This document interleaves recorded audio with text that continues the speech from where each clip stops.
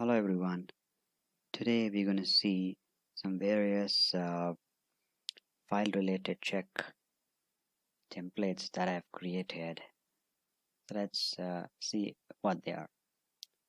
Basically, things that I have created is to check if a file exists or not. Not just that, I will be checking it multiple times before I actually declare that the file doesn't exist, and then the file size also. So let's go to the trigger part of it. As you can see here, the very first one, I have written a macro as $file1 and it doesn't exist for the last 10 minutes. So I have given a frequency of 1 minute poll, and it is going to check 10 times, which means that it's not going to exist for the next 10 minutes. So rather than waiting for 10 minutes, I will modify that and put it as 3 minutes, and I'll click on update. Basically, this is going to check the file system exists or not for the $file1, and the other two are simple file does not exist, whereas one file definitely exists and the other one doesn't exist. The fourth one being the file size greater than 1 MB. So let's see what the macros looks like. So I'm coming to the template, clicking on macros. I have defined file1, file2, file3 as this. So file is /temp/license. File1 is temp/license1, which doesn't exist. File2 is /temp/testing.txt, and file3 is temp/text. Now I've modified this, so let me click on update. I'm gonna deploy this on the zabbix server. Let me go to the zabbix server and template. I'll say file check. Yeah, there it goes. I'm gonna deploy that. So let's wait for a minute, and then the alert should be there. So basically, this type of configuration is going to help us in understanding basically in use cases where there are some files that are generated, and whether the file is generated out of the application output or not. So when there is some action taking place in the application and a file has to be generated, so I'm going to find whether that particular application has generated a file or not. So that'll be one use case. The other use case is that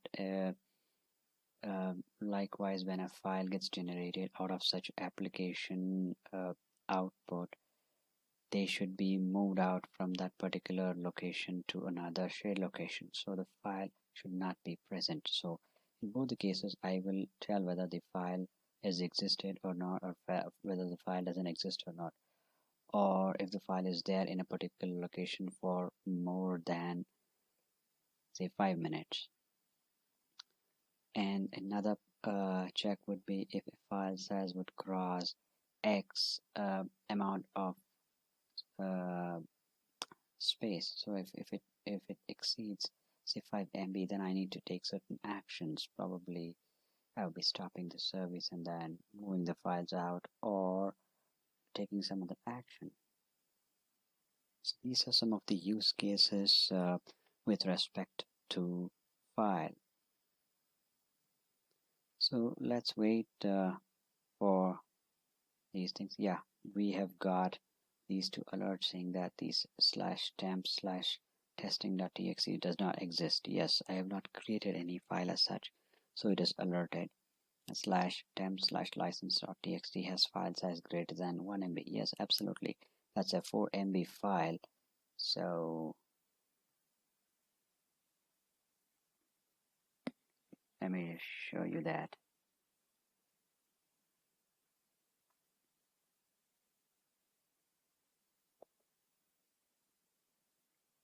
So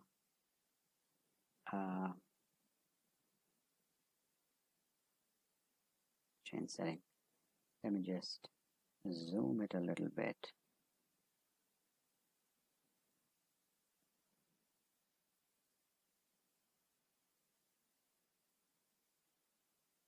So that we can capture information properly.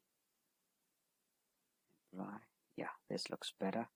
cd space / temp ll.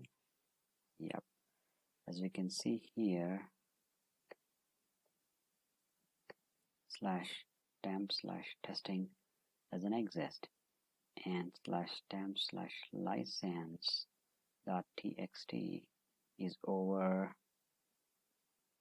1 MB. So that's it. So that's the reason why we have seen those alerts. So we had to wait another couple of more minutes to make sure it alerts on the third problem, wherein it is going to wait for 3 counts and then alert.